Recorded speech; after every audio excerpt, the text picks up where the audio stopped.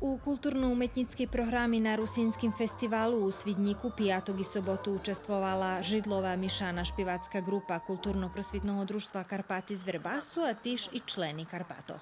Hosti festivala buli i delegacija Verbasu na čole s predsjedateljom opštini Milanom Glušcom, predstavitelje Nacionalnog sovitu Rusnacov i členi robotnog cela za mladež Nacionalnog sovitu s 9 mladima kotriše prijavili pri konkursa za naščivu Slovackej.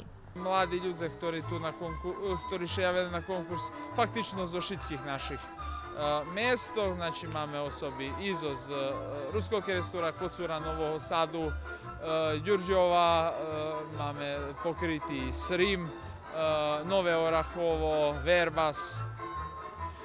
Takže menej veci sme, cože geografskej pokrytosti dotyka, apsolutno zadovoljni. Toto, co označalo sobotovi večer, napevno, že bol výbor za najkrašu ruskinju šveta, u kotrej učestvovali 8 z 10 prijavenih dzivkov zo Srbiji, Slovatskej, Českej, Rumuniji i Zjedinjenih amerických državoh. Za drugu vicemis prehlašena Jana Edelinski z Ruskog Kerestura, perša vicemis Angelika Hlinka zo Zjedinjenih amerických državoh, a Miss World Rusin, lebo najkraša ruskinja, to Jana Plasova zo Českej. Ну, ако честно, я вообще не ожидала, що я годна уграти, так що я ще дотепер у шоці.